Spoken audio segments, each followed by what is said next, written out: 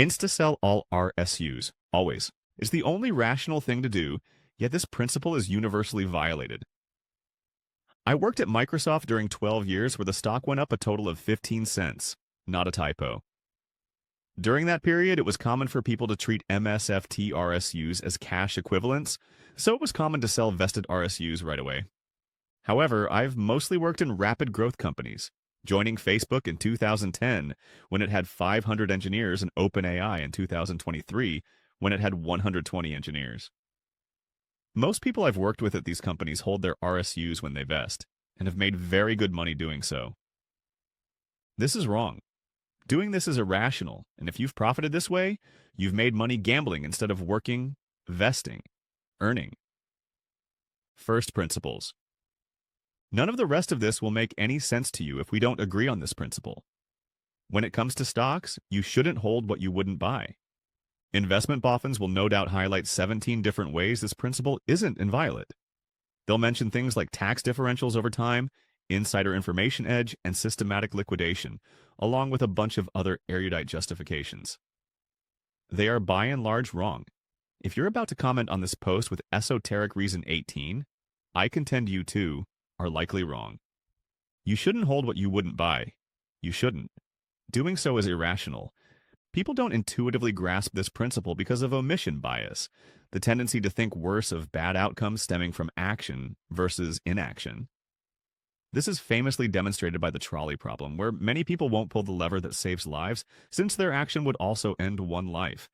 Is there a difference between taking $800 out of your bank and buying a used MacBook Pro versus lazily staring at your used MacBook Pro worth $800 and not selling it? In each case, you have $800 less than you could, and you own a crufty laptop. Amy and Bob. Let's map this to RSUs. Amy works at Acme, and her friend Bob works on middle-out algorithms at Hooli. Amy just vested $500,000 of Acme RSUs based on astounding work performance.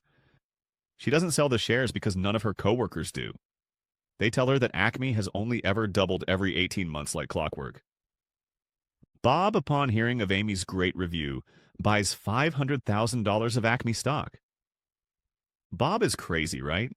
Assuming he wasn't going to buy $500,000 of Acme for his own reasons, even before learning of Amy's review, he's crazy.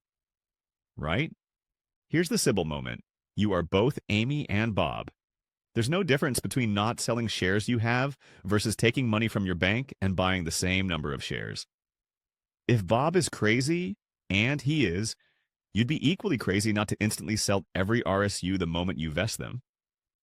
In either case, your bank account is short $500,000, and you hold $500,000 of Acme shares.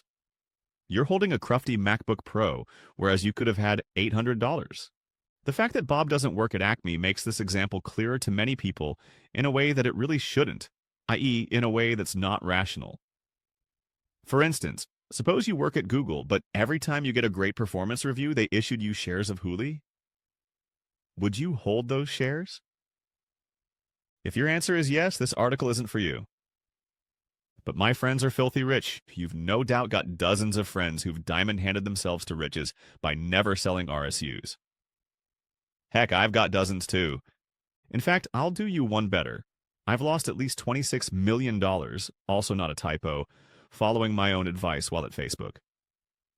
When Facebook IPO'd, I sold all my vested shares at $38 each. With this week's Meta at $726 per share, I would have made $26 million if I had instead held them until today. That's far more loss by one decision than I've made in my entire career, but it was one great decision. You can hindsight, criticize, and backseat drive all sorts of investment decisions 13 years after the fact. Anyone remember ENE? That little stock ticker required a bit of clicking on, eh? Near the years when Facebook IPO'd, Google Plus had recently launched, widely said to be Goliath's awakening. Countless articles augured the demise of Facebook's revenue given the shift to mobile. Would you have, in those circumstances, taken $1.4 million cash and purchased Facebook on eStar Trade? If yes, you're either hopelessly blinded by hindsight bias, preternaturally reckless, or astoundingly rich. On that last note, It's not even right if you're bullish. Suppose you swear to me you're not holding Acme RSUs simply because you happen to work there, that you'd go on the open market to buy $1.4 million of Acme today. Even under those extremely unlikely circumstances, I'd still say it's a reasoning error to hold vested Acme RSUs unless you already have $20 million plus in the bank. The fact is, for most people, vested stock represents severe concentration risk. Unless you're already quite wealthy or your company gives token amounts of stock, the RSUs you vest likely represent a significant percentage of your overall assets.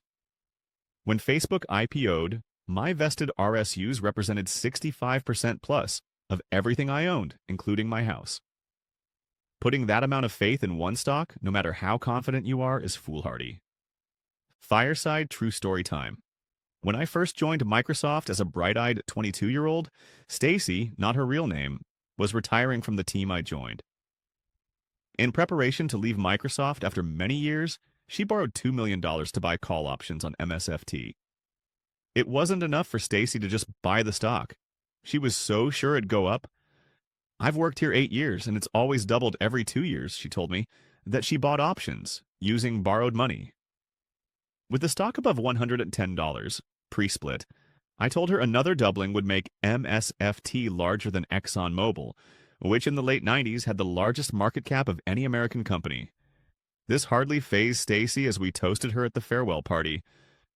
Within a month, the stock had fallen to $40, and it would not recover the $110 price for 17 years. For the last time, not a typo. You shouldn't hold what you wouldn't buy. The next time you vest RSUs, ask yourself whether you'd buy those same number of shares even if you didn't work at the company. If not, you need to sell immediately. It's the only rational thing to do.